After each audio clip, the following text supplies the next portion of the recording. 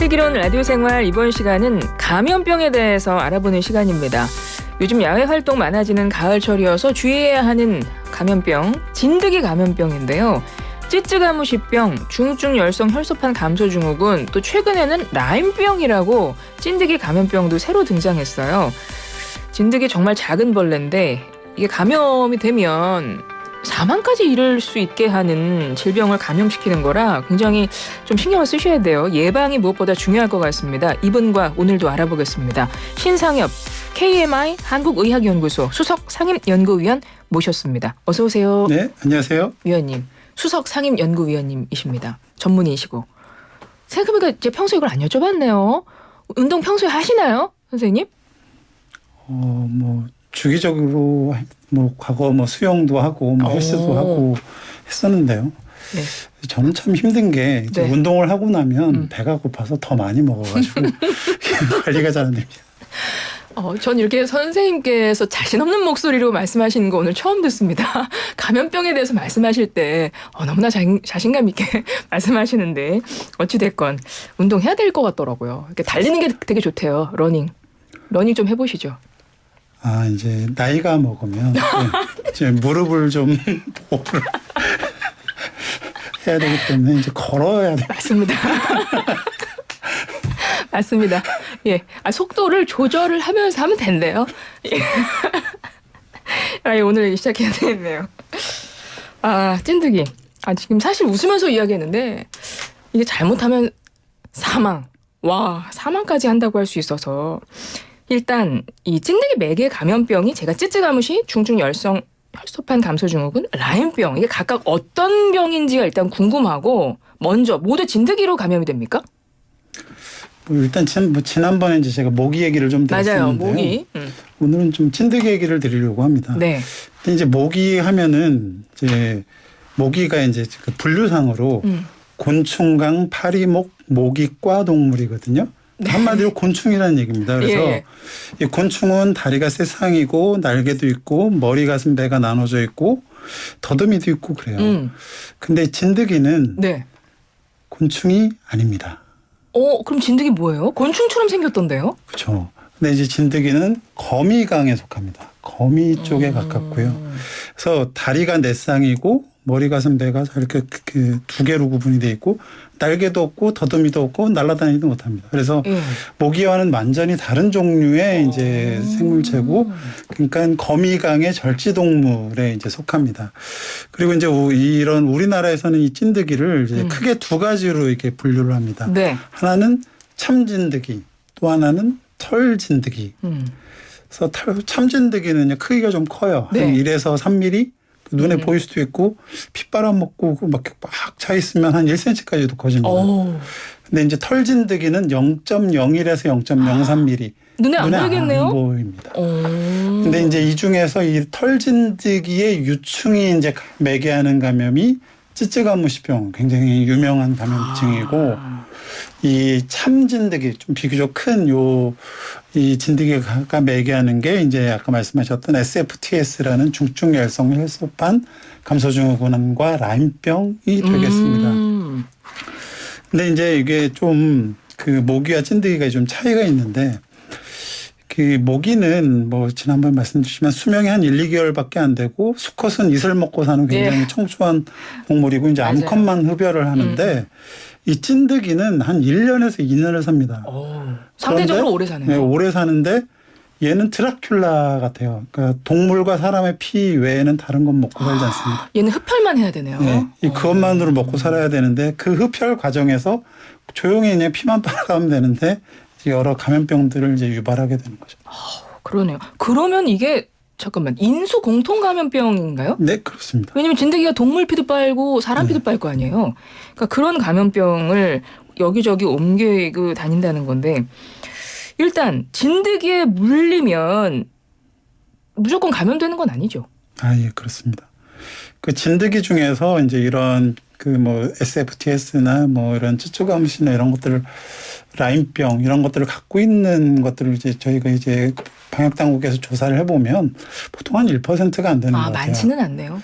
근데 그리고 또 물렸다고 해서 다 감염이 되는 것도 아니고 그래서 그럼에도 불구하고 뭐 쭈쭈가마신 1년에 뭐 10,000명 가까이 환자가 나오거든요. 10,000명이 넘을 때도 있고. 네네. 그러니까 상당히 많이 이제 노출되고 있다. 실제적으로는 이제 그렇게 볼 수 있겠죠. 어떤 증상이 나타날까요? 일단 증상이라고 하면 이제 두 가지 관점에서 볼 수가 있습니다. 네. 하나는 물리고 난 다음에 내가 인지할 수 있는 그런 증상이 있느냐. 또 하나는 물리고 난 다음에 그 어떤 감염병이 발생했을 때 증상이 어떠느냐. 네네.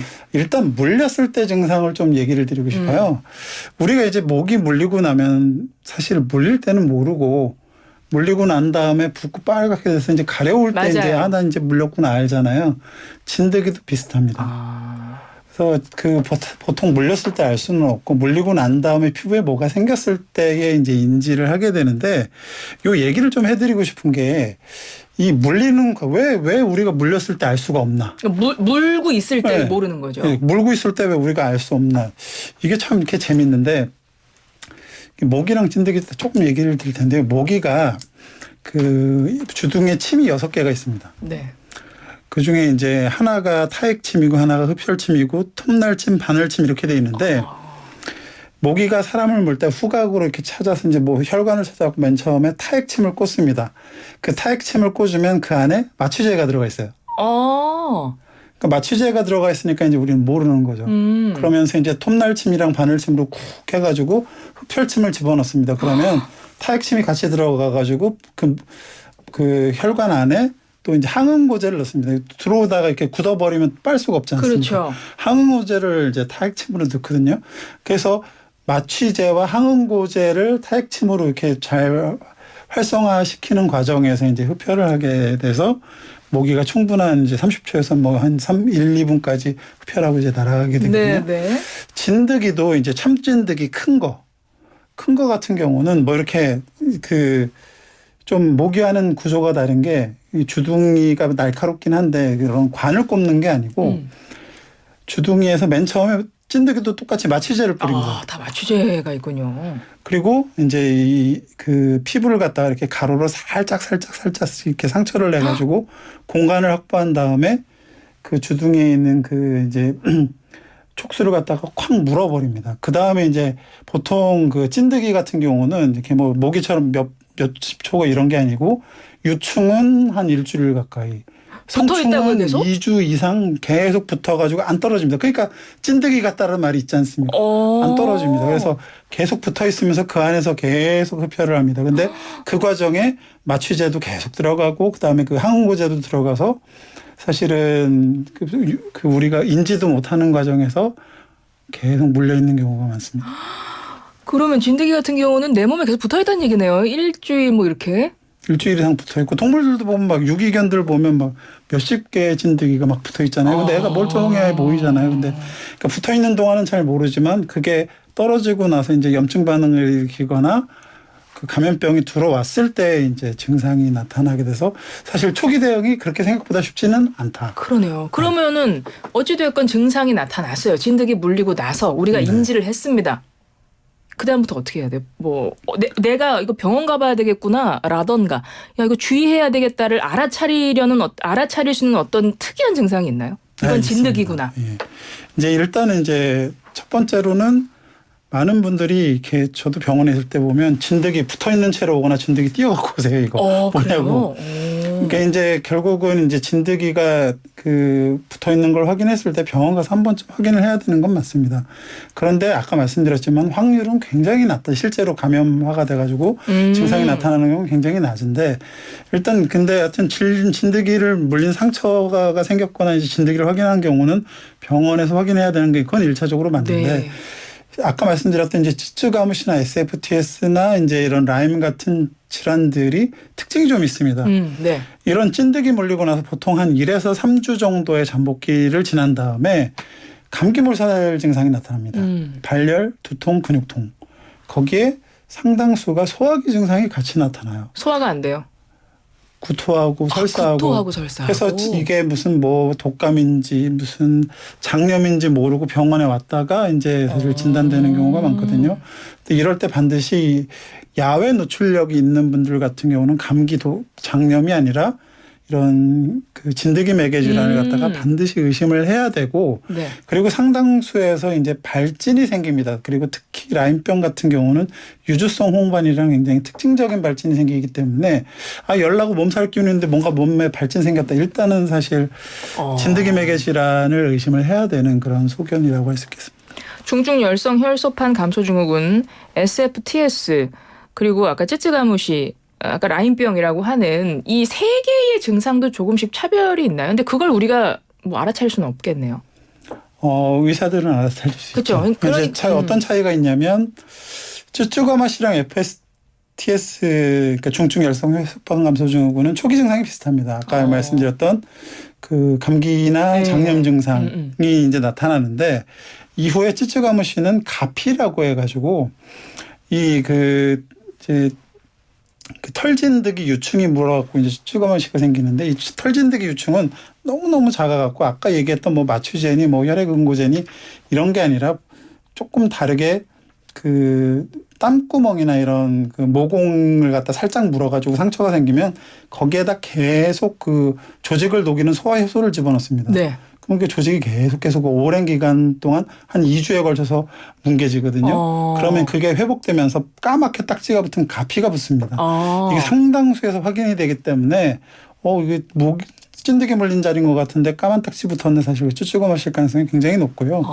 SFTS는 문제가 뭐냐면 혈소판이 떨어지면서 출혈이 전신적으로 나타납니다. 혈소판이 말 그대로 감소하는 거예요? 네. 그래서 그리고 전신 다발성 기능 부전이 오기 때문에 보통 한 5명 중에 거의 사망률이 20%에 달하거든요. 그러면 진드기 매개 감염 중에서 제일 위험한 게 혈소판 감소 증후군이요? 혈소판 감소 증후군이 이제 가장 위험하게 되고요. 라임병 같은 경우는 사실은 굉장히 특징적인 그 발진이 생기면서 이게 만성화가 되면서 관절, 뭐 신경계, 심혈관계 뭐 거의 평생 그런 증상이 나타나는 경우도 있어서 우리나라에선 드물지만 뭐 미국은 3만 명 이상의 라임 환자가 매년 발생을 하는데 네. 절반에서 뭐 관절염 같은 이런 장기 증상들이 나타나거든요. 그래서 일단 이런 하여튼 열나고 발진 생겼다 이런 경우는 반드시 전문의 진단을 받으셔야 돼요. 그럼 치료는 어떻게 이루어지나요? 치료는 이제 그 쭈쭈가무시와 이제 그 라임병 같은 경우는 조기 진단만 되면 이거는 세균이기 때문에 항생제 치료가 잘 되고 어느 정도의 그 후유증 합병증들을 대부분 막아낼 수가 있습니다. 근데 이제 이 중증 열성 혈소판 감소 증후군은 바이러스고 네. 치료제도 없고 백신도 없고 뭐 아무것도 없습니다. 근데 아까 말씀드렸지만 그냥 맨 처음에는 그냥 감기 몸살균 있다가 갑자기 어르신들이 출혈 증상이 나타나면서 막 혈뇨, 혈변 보면서 그 의식 저하가 되면서 병원에 실려오시거든요. 이게 혈소판 감소 증후군이 아까 치명률이 가장 높다고 하셨던. 네. 그런 경우는 이제 그거에 대해서 사실 조기에 이런 적절한 조치를 받지 못하면 그 증상들 자체만으로 사망을 할 수가 있기 때문에 네. 이제 대증요법을 잘 해야 되는 그런 상황이 되죠. 그러니까 증상이 나타났을 때 그 증상을 잘 관리하는 것과 함께 아까 이제 치료도 해야 되는데 일단 그럼 가장 중요한 건 예방이네요. 어찌 됐건 이것도. 네, 맞습니다. 어떻게 하면 예방할 수 있을까요? 그 모기는 날아다니지 않습니까? 그렇죠. 근데 찐득이는 못 날아다녀요. 네. 그리고 보통 대부분 땅에 살면서 이렇게 기어가지고 풀숲에 올라갑니다. 그러니까 찐득이가 아주 높은 뭐 위에 있다 이런 건 없고 대부분 네. 이렇게 잔디 그다음에 이렇게 낮은 풀 요런 데 이렇게 붙어 있다가 동물이 지나가면 탁 붙어버리거든요. 네. 그러니까 이제 결국은 피부와 이런 그 잔디나 아니면 이런 풀과 직접 닿는 상황들이 생기면 사실 진드기 감염 확률이 상당히 높아지고 네. 실제로 농사를 짓는 어르신들이 많이 감염이 되거든요. 예. 그러니까 이제 1차적으로는 이런 긴 팔, 긴 소매, 그다음에 뭐 잔디에 눕는다 그러면 반드시 돗자리 깔고 뭐 이런 식의 이렇게 피부 노출을 안 하는 게 이제 1차적으로는 가장 중요하다고 볼 수 있을 것 같아요. 3861번님 진드기 무섭네요. 주로 어디 서식하나요? 어린 손주들 바깥 활동이 많은데 이 지금 진드기 감염 위험한 진드기는 일단 야외에 있다는 얘기네요. 풀숲 네. 같은데. 그리고 이제 그렇기 때문에 이제 그걸로만은 한계가 있기 때문에 모기 기피제의 대부분이 진드기 기피제 역할도 합니다. 야외 나가실 때 모기 기피제 바로 네, 나가셔야 이제 되네요. 그런 것들이 또 상당히 중요하고 그리고 이제 또 하나 중요한 게 네. 이 진드기는 아까 뭐 1, 2주 이상도 네. 피부에 붙어 있거든요. 근데 그 최대한 빨리 확인하고 제거를 하면 네. 감염 확률이 현격하게 낮출 수가 있습니다. 그렇겠죠. 그러니까 이제 야외에 나갔다 왔는데 뭔가 좀 이상하다 그러면 진드기 혹시 안 붙어 있는지 몸에 좀 확인해서. 살펴보셔야 되네. 근데 그리고 이제 진드기가 붙어 있으면 빨리 제거를 해야 되는데 그냥 툭 제거를 해버리면 이게 굉장히 깊숙이 붙어 있기 때문에 예.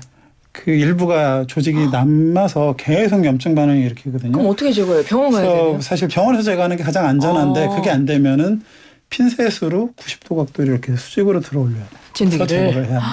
그런데 아까 털 진드기 지금 진드기 감염병을 매개 하는 진드기는 참 진드기랑 털 진드기라고 하셨어요. 참 진드기는 그나마 큰 거 1에서 3mm, 털은 0.01에서 0.03mm라고 해서 눈에 안 보인다고 하셨거든요. 진먼지 진드기는 괜찮습니까? 지금 2308번님 문자 주셨네요. 진먼지 진드기는 이제 같은 진드기이긴 한데 뭐 수명이 한 3개월밖에 안 되고 이렇게 뭐 개 자체가 병을 일으키는 게 아니라 그 진먼지 진드기와 그 사체들 그 이제 남아 있는 그런 잔재들이 알레르기로서의 역할을 하기 때문에 이제 그거는 이제 별다른 이제 감염병이 아니라 호흡기 질환으로서 이제 천식을 유발하는 그런 알레르기 질환으로서의 이제 병이기 때문에 그건 별도로 관리를 또 좀 해야죠. 알겠습니다. 오늘 선생님과 진드기 감염병에 대해서 이야기를 나눠봤습니다. 많은 분들이 좀 놀라면서 문자 오늘 많이 주셨네요. 오늘 여기까지 말씀 듣겠습니다. 지금까지 신상엽 KMI 한국의학연구소 수석상임연구위원과 함께했습니다. 위원님 고맙습니다. 네, 고맙습니다.